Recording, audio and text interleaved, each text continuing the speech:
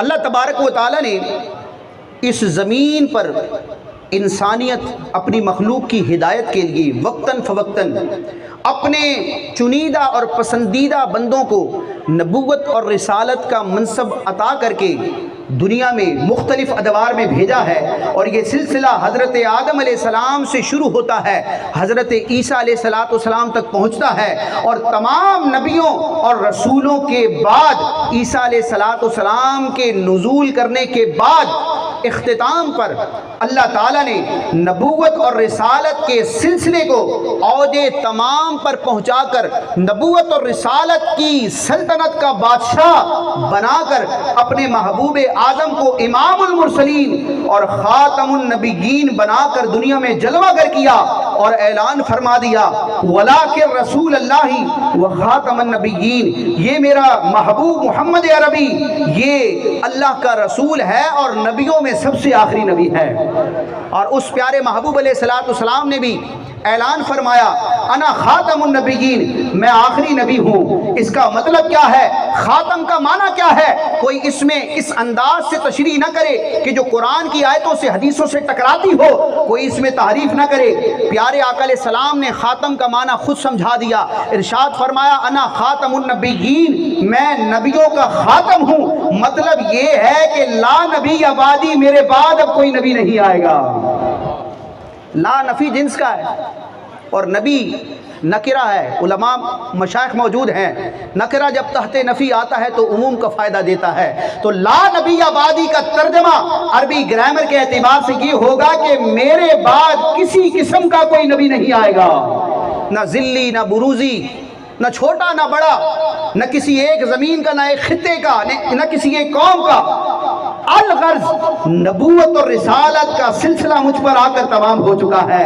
حضور فرماتے ہیں ان الرسالۃ والنبوۃ قد انقطعت فلا رسول بعدی ولا نبی، بے شک اللہ تعالیٰ نے رسالت اور نبوت کے سلسلے کو منقطع فرما دیا ہے، مجھ پر تمام فرما دیا ہے۔ فلا رسول بعدی ولا نبی، نہ میرے بعد کوئی رسول آئے گا نہ نبی آئے گا۔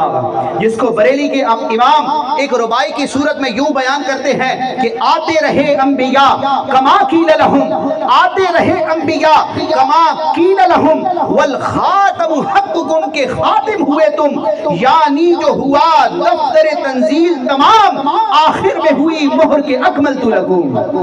فتح باب نبوت پہ بے حد درود، ختم دور رسالت پہ لاکھوں سلام۔ اب جب نبی کریم علیہ السلام آخری نبی ہیں اور قیامت قائم ہونے تک کسی نئے رسول نے، کسی نئے نبی نے، کسی نئی آسمانی کتاب اور صحیفے نے نہیں آنا، اب کسی پر وحی کا نزول نہیں ہونا، لہٰذا اللہ تعالیٰ نے اپنے محبوب کو تمام نبیوں کی جماعت اور فہرست میں ایسا کامل و اکمل بنایا ہے کہ اب حضور کے بعد کسی نبی اور رسول کی حاجت نہیں رہتی۔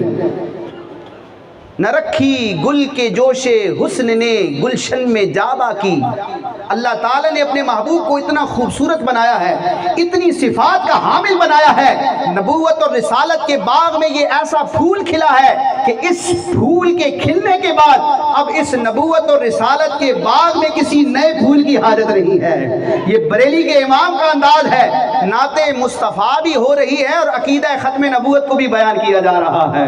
نہ رکھی گل کے جوش حسن نے گلشن میں جابا کی، نہ رکھی گل کے جوش حسن نے گلشن میں جابا کی، چٹکتا پھر کہاں غنچہ کوئی باغ رسالت کا۔ تو اب چونکہ حضور آخری نبی ہیں، لہذا حضور کا علم ہو، آپ علیہ السلام کے اختیارات ہوں، آپ کی روحانیت ہو، آپ کا فیضان ہو، یا آپ کی تبلیغ و دعوت کا ساری دنیا میں عام ہونا ہو، ہر اعتبار سے اللہ تعالیٰ نے اپنے محبوب کو تمام نبیوں کا بادشاہ بنایا ہے، جس کو امام بصیری نے یوں بیان کیا کہ فاق النبیین فی خلق وفی خلق ولم یدانوہ فی علم ولا کرم، کہ میرے محبوب علیہ السلام سارے نبیوں میں علم کے اعتبار سے بھی، سخاوت کے اعتبار سے بھی، ہر لحاظ سے فائق ہیں، سپیریئر ہیں، سب سے اعلیٰ ہیں۔ کوئی بھی نبی آپ کا ہم پلہ اور آپ کا ہم سر نہیں ہے۔ فاق النبیین فی خلق و فی خلق، اپنے اخلاق میں اور اپنے ظاہری محاسن حسن و جمال میں حضور سارے نبیوں پر برتری لے گئے۔ ولم یدانوہ فی علم ولا کرمی، حضور کے درجہ علم اور مرتبہ سخاوت میں کوئی نبی بھی آپ کا مثل نہیں ہے۔